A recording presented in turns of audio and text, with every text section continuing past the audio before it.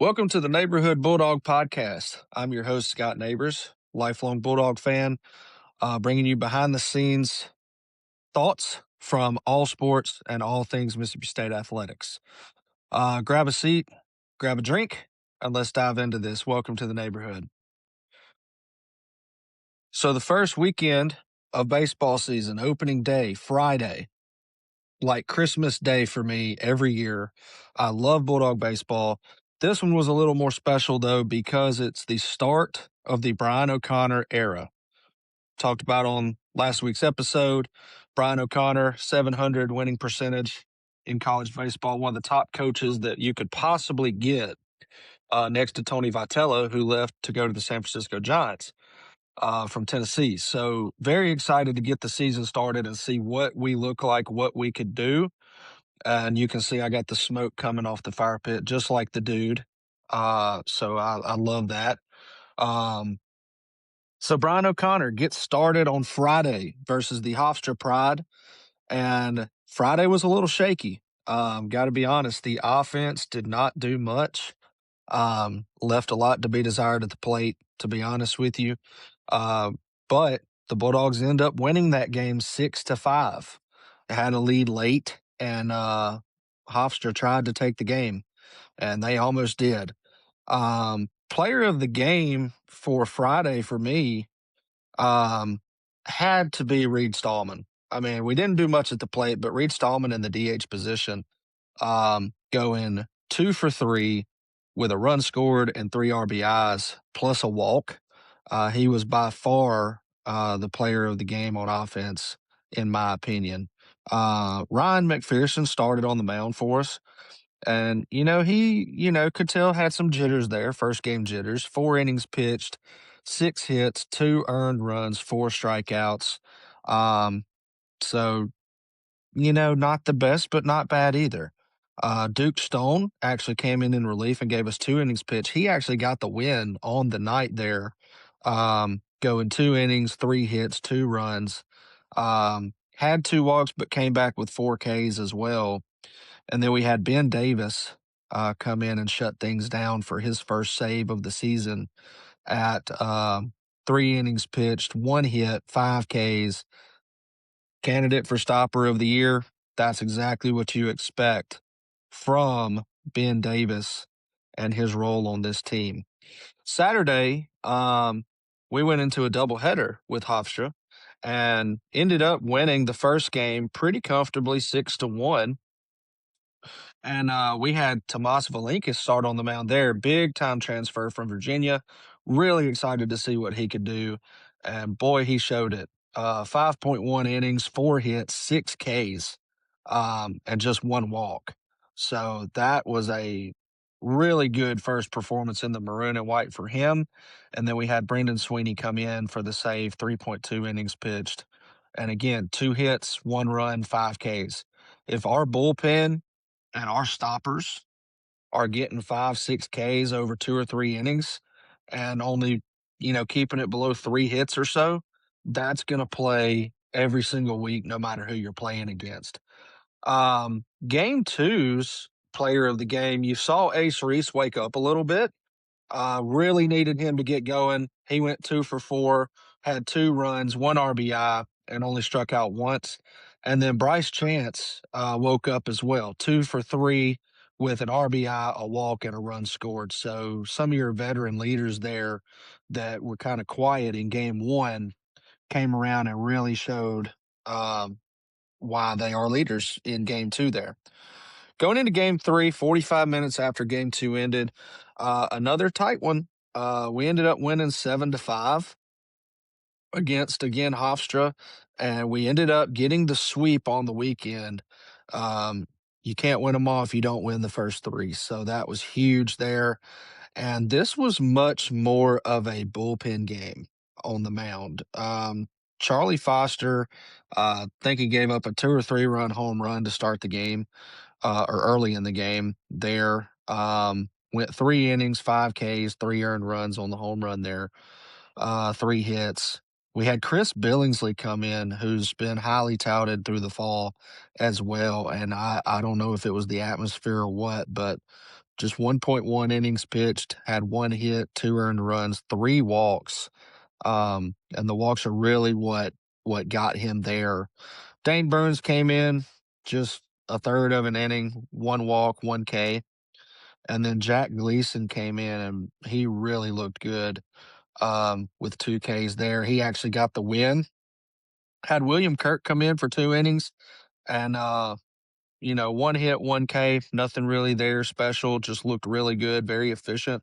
And then the other stopper of the year candidate, Maddox Webb, finished it off for his first save of the season, going 1 inning with 1 hit and 3 Ks. So again, between Ben Davis and Maddox Webb here and Sweeney, you really look good on the back end of the bullpen there to start the season here.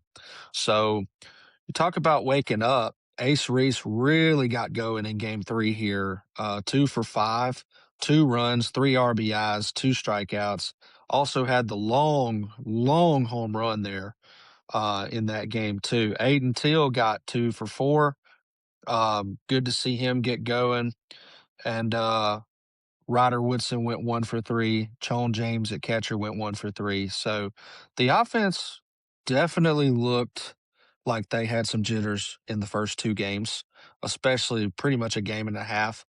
But through game 3, it really looked like they settled in, really got going well, and ended up being able to take the sweep there.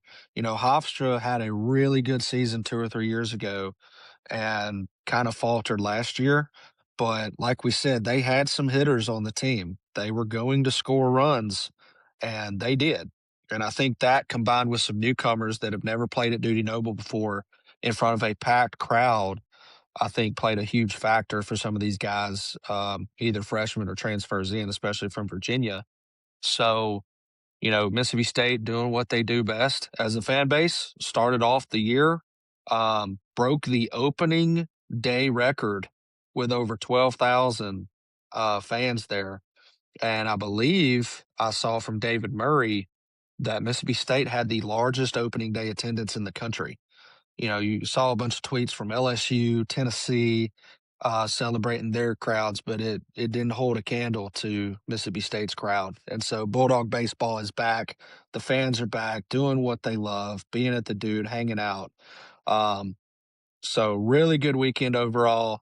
Glad to see Bulldog baseball kind of be competitive and competent again. If you watched the games, there were some situational things. Bryce Chance had a safety squeeze that, in the previous coaching staff, I don't know if that's called, but he lays it down to perfection. It works like a charm. The other thing I really like to see this weekend is I told you Brian O'Connor is intense. He is as intense as they come when he gets between the lines and in that dugout. And what I really enjoyed seeing is every time the camera panned to the dugout, there's our head coach standing on the top step coaching the game. You're not wondering where he is. You're not seeing him sit in the back corner in the dark in the back of the dugout. He's right there, fully engaged every single pitch of the baseball game. And when you're making the money that he's making and you're leading a program of the caliber of Mississippi State baseball, that's what I expect from our head coach. And so I was really glad to see his involvement, his engagement there with the players. A lot of excitement for him, I'm sure, getting his first win.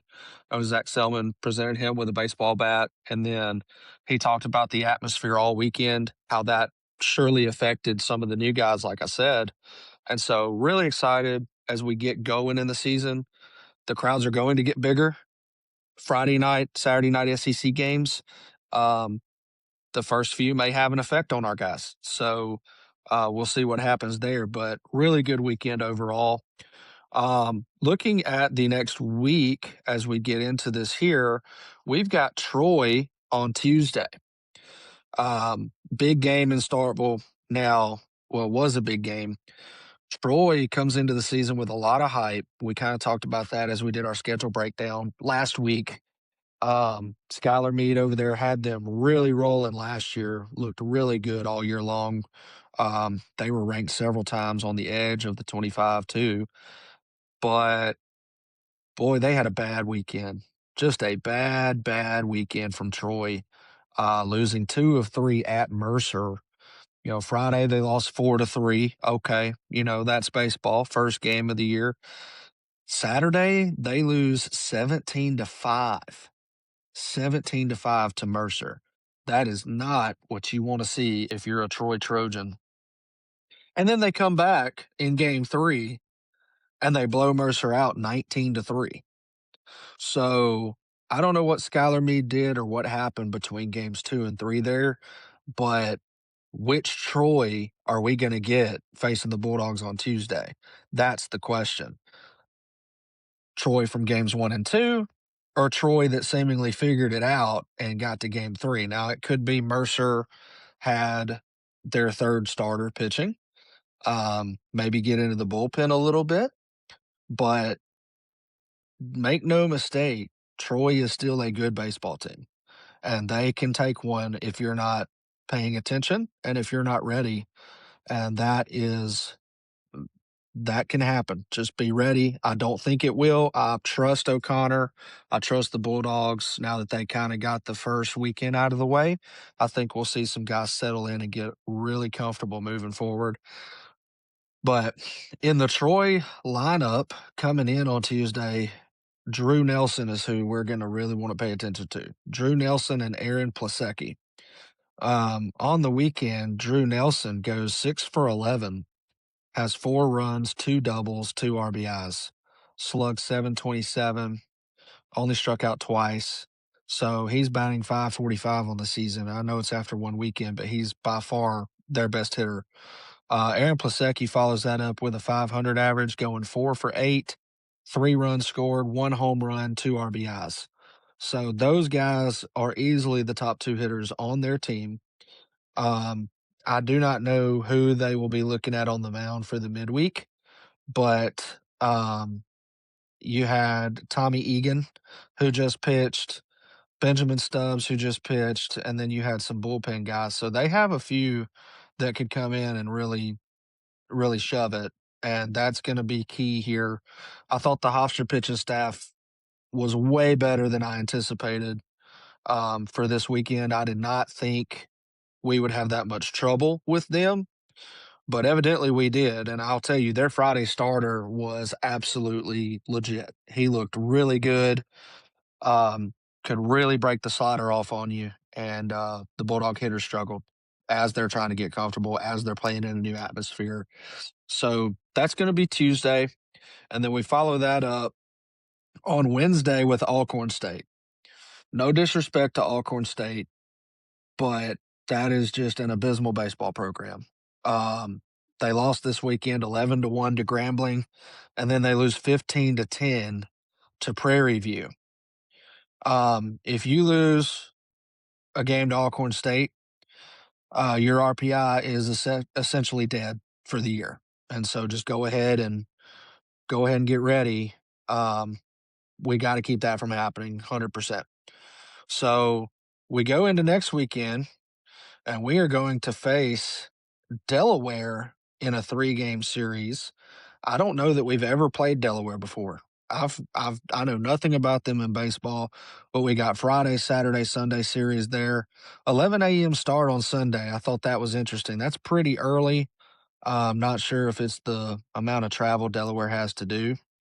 And then we follow that up with Austin P in the midweek, and then the tournament I highlighted last week is 2 weekends from now, the Emoji Bank College Baseball Series, where we face Arizona State, Virginia Tech, and UCLA, which UCLA lost today. So that's going to be interesting as well to see how they come in to that series there. So that's our recap on baseball for the weekend. Really fun, a lot of good stuff. Really enjoyed the crowd, enjoyed seeing O'Connor coach and be engaged. The players looked like they were excited, having a lot of fun. In the post game, they talked about the atmosphere, how they couldn't believe they were playing in front of that many. And I mean, if you come from Virginia or wherever, where you're used to maybe 2,500 people on a weekend, um, and then you walk into 12,000 for your first game, that's going to have an effect on you. So really cool to see that there. So lots to look at moving forward in baseball. Very excited. Hopefully we'll keep that going. Bulldog baseball 3-0 to start the season, and hopefully we'll continue to get some sweeps here to start the first few weekends. All right. Baseball wasn't the only thing that happened this weekend. Mississippi State athletics as a whole had an absolutely monster weekend overall. Just absolutely perfection across the board. So we already talked about baseball. We've got to go to the other diamond. Bulldog softball showing out all weekend long and all season long so far. They are now 10-0 on the season and going 5-0 through this past weekend. Had the Alex Wilcox Memorial Tournament going on at Mississippi State, and Bulldogs go 5-0 on the weekend. Friday they play two games. They go 9-1, 9-1 versus Murray State for the win there, and they follow that up with an 8-0 win over Rutgers on Friday night. You go into Saturday, you're 2-0 on the weekend, you're feeling great, and you follow up Friday's performances with a 7-2 win over Rutgers and then a 3-1 win over North Texas. So now you're 4-0 on the weekend in your tournament. And what do you do today on Sunday as we're recording? You follow that up smoking North Texas 10-2 after you beat them 3-1 on Saturday. So monster weekend for Bulldog softball and Coach Ricketts out there. They have a big week coming up this upcoming weekend with the Bulldog Invitational, where they're going to face Samford, Belmont, and Delaware State. Thought that was interesting. Delaware State softball coming down and playing at Mississippi State. And then we have the Delaware baseball team coming and playing a 3-game set at Mississippi State. So great job to the ladies over there. Coach Ricketts really has them rolling. And I hope they can keep this confidence going during SEC play because this can easily be a tournament team. This can easily be a host team in softball. And so I hope they keep that going there. Lots to look forward to for the Diamond Girls. Onto the hardwood, Bulldog men's basketball. Huge game on Saturday. You've got two bad teams, Ole Miss and Mississippi State. Yes, they are not good this year. They have not been good this year. So kind of battle of who's worse, right? Um, Back on January 17th in Starkville, Mississippi State winning that game felt good, looked good, and just kind of blew it down toward the end, losing that game 68-67. If you remember in that game, Josh Hubbard kind of had a bad game. He went 13 points, 3 for 16 from the field, and just 2 of 8 from 3-point range. Not good at all there. Um, so what was he going to do this weekend? That's what we needed to see. And being in Oxford, didn't know what to expect. I was kind of worried that Ole Miss would kind of run away with it being at home since they beat us at our home court. But as usual, when State plays Ole Miss, anything can happen. And Josh Hubbard decided he wasn't going to let anything happen except a Bulldog win. Mississippi State blows out Ole Miss 90-78 on their own court on Saturday. Josh Hubbard going 32 points, 12 of 16 from the field, 4 of 6 from 3-point range. Not only did he absolutely demolish Ole Miss Saturday, he demolished the 3-point scoring record, all-time record for Mississippi State. He stands alone at the top there. So huge Saturday for Bulldog basketball as well. Um, we have another big week coming up. We are getting down to the end of the season here, and so every game matters. We need to stack some wins here. We've got Auburn coming in Wednesday in Starkville. Going to be a huge game. ESPN2 prime time, and then on Saturday we go to South Carolina. Both of those games are extremely winnable and crucial to us getting in the SEC tournament and maybe being able to make a run and squeak into the NCAA, possibly, maybe the NIT. So huge week there. We've got to win some games here, but you couldn't feel good about this week if you didn't take care of business on Saturday. And Josh Hubbard and the Dogs absolutely did that. Beating Ole Miss in anything is great. Beating Ole Miss in blowout fashion on their own field, no matter what field that is, feels even better. So it was great to see fans leaving early. We experienced that back in the Egg Bowl during football season. So little payback there, even though it's basketball season. So uh, Bulldog basketball, men's basketball, adding to the perfect weekend for Mississippi State sports on that. Following up men's basketball, women's basketball, Sam Purcell and the ladies getting a massive win on Thursday here at home versus Georgia. Actually won that game 85-71. So they pulled away late in that game and really showed some poise and confidence there. And similar to men's basketball, we are winding down the season on the hardwood. There's only 5 games left. And Mississippi State sitting in, I think, 17-8, has a huge opportunity this week to add to that and add to their resume to get in the tournament. Starting with Arkansas on Monday and then Florida on Thursday. And then we follow that up with Texas on Sunday, which we know former Bulldog coach Vic Schaefer is going to be ready in that game. So Mississippi State and the ladies have a big chance to go hopefully 3-0, but need to at least go 2-1 on this week and see what we got from there. So once again, great weekend for Mississippi State athletics.